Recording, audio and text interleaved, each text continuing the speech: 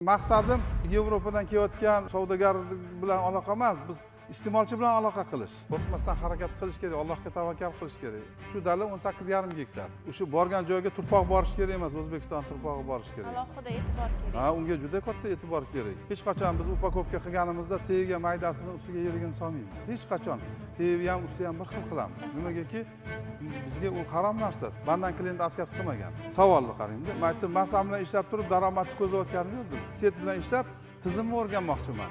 Men tizimni o'rganadigan paytda ziyon qilishim ham mumkin, chunki bilmayman. Buni talabi Yevropani talabi. Qanchalik siz och bo'lsangiz, sizga uni tarkibi qiziqtirmaydi. O'sha bugun qorin to'yg'ish qiziqtiradi. Sabab men Global Gap sertifikatini ham oldim. O'sha hamma talablarni qilganman-da, hamma talablarni qilib, sertifikatni olganman. Pandemiya bo'ldi, mahsulotni sota olmay qoldim tashqariga.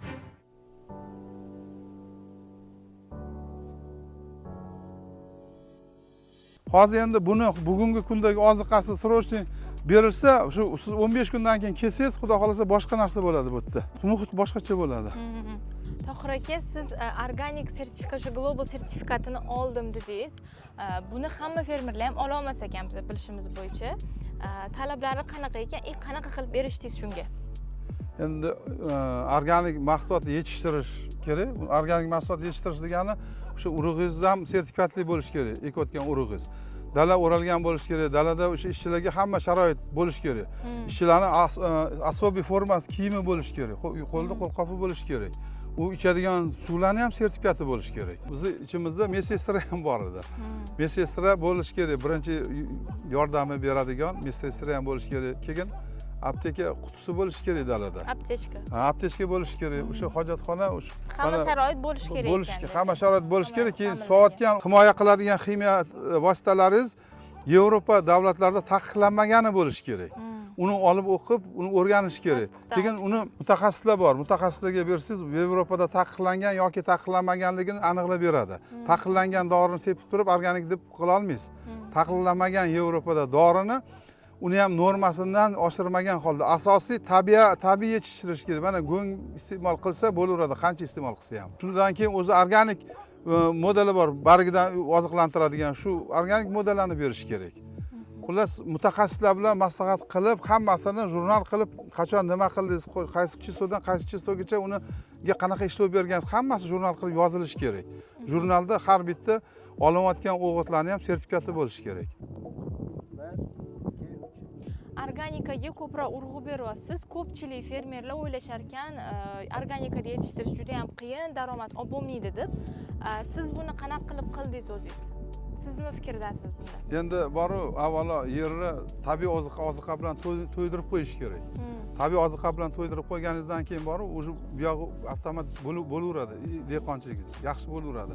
Bizni o'sha har yili mahsulotimizni yetishtirgan mahsulotimizni o'zimizda ham tekshirtiramiz bu yoqda, Toshkentda. Tekshirtirganimizda o'sha допустим 10 gacha bo'lsa, o'sha 1, 2, 3 gacha chiqadi. Eng pastdagi 3 tani ko'rsatadi. 7, 8 ko'rsatmaydi. O'sha 10 gacha mumkin bo'lgan narsa o'zi. O'shani eng pastida 2, 3 gacha ko'radi. Bir xil joyda 1, 2, 1, 3, 1 dan 2 ga yetib bormaydi. O'sha normativlari eng past darajani ko'rsatadi. Bu yerda bo'lish kerak bo'lgan zararli baribir yerda bo'ladi-da, zararli elementlar. Lekin ular ko'rsatkichdan juda past turadi. Biz bir go'ng solganimizda 500 tonnalab go'ng solamiz. Bir go'ng solganimiz 500 tonna. Mana shu mahalla dodni boradi.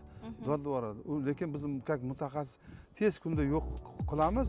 Haligi 1-2 kun dod deydi, keladigan tekshirgani keladigan boshqalar. Ya'ni, to'g'rimi? Hididan dodni borishadi. Nimagaki hidi hech kimga yoqmaydi to'g'risi.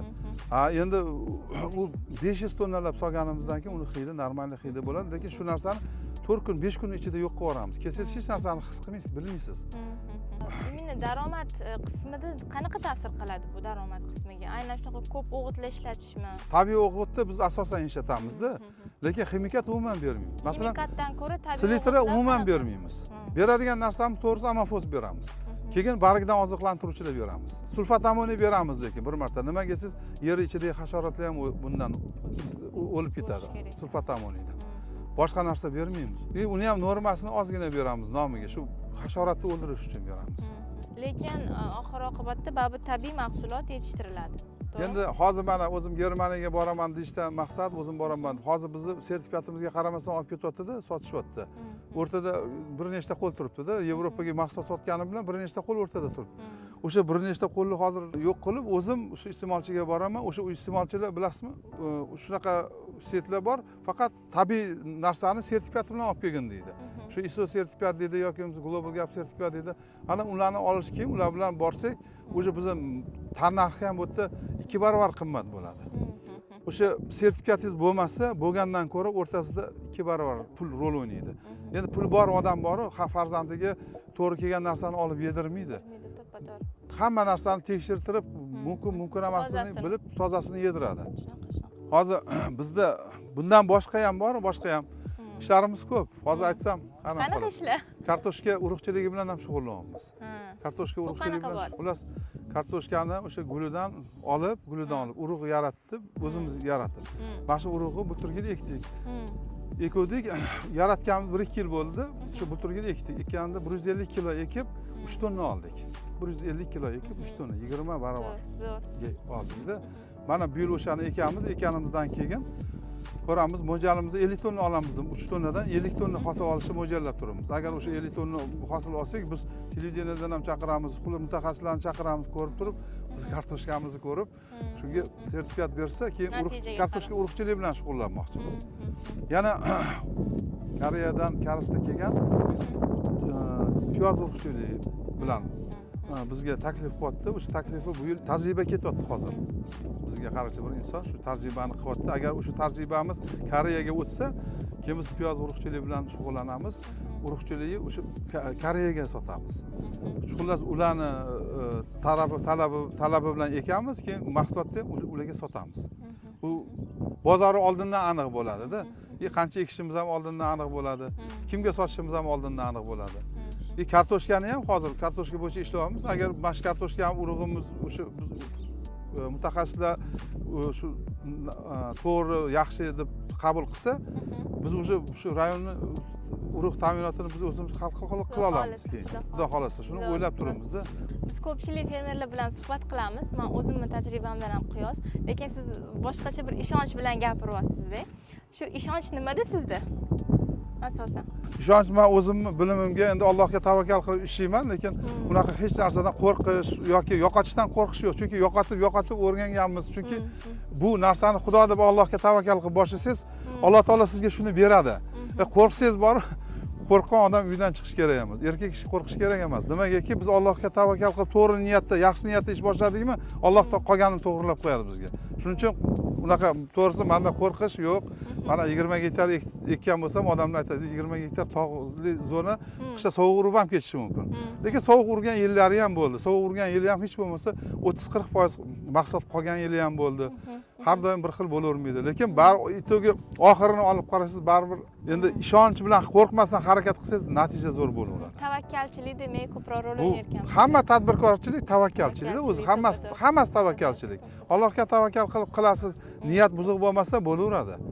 Xudoga shukr, endi bo'lib kelyapti. Mana hozir bu yoqqa bazamizga boramiz, bazada ko'rasiz, masalan qilgan ishlarimizni, o'shalarni ko'rib o'zingiz amin bo'lasiz. Oldingizga ko'p fermerlar kelsa kerak, endi ularning qo'rquvlari nimada, o'zi nimadan qiyinchilik ko'rishadi ko'proq fermerlarimiz? Fermerlarni shu deb. Mana qarangda, fermerlarning eng qo'rquvi nimadan qo'rqadi fermer?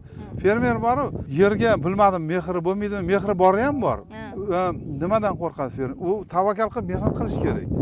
Endi ko'pchilik mehnatidan qo'rqadi. Mehnatidan qo'rqar ekan. Buni tagida katta mehnat turibdi-da, birinchidan katta mehnat. Ikkinchidan katta risk bu yerda turibdi. Mana shuncha joyga, mana shuncha men milliard so'mdan ko'p rasxod qilganman. 1 milliard so'mdan ko'p rasxod qilganman. Hozir 100 ming dollardan ko'p rasxod qilganman. Lekin men qo'rqmayman, Xudo xolasa bu o'zini rasxodni ham qoplaydi, daromad ham keltiradi menga. Keltirmagan paytda bo'lganda ham qo'rqmaganman. Bo'ldi, men bu tomon bo'ldim. Buni o'rniga kechki kartoshka ekamiz-da. Bu bo'lmay qolsa, o'rni kartoshka qoplab yuboradi. Kartoshka bo'lmasa, bug'doydan chiqib ketadi. Bir joydan zo'r bo'lib qoladi-da baribir. O'shani men qo'rqmayman, chunki biz Allohga tavakkal qilib ishlayapmizmi, harakat qilyapmizmi, Alloh taolo u yog'ini to'g'rilab yuboradi bizni kamchiligimizni. Biz mehnatini qilamiz. Kamchiliksiz, xatosiz hech narsa bo'lmaydi. Inson harakat qilyapti, qancha ko'p gapirsangiz, gapingizda adashasiz to'g'risi. qancha ko'p mehnat qilsangiz o'sha mehnatingizda ham xato kamchilik bo'ladi. Lekin asosan g'alvurni suvdan ko'targaningizda qolgani hisobda baribir qoladi. O'sha harakatga yarasha, mehnatga yarasha beradi Alloh taolo.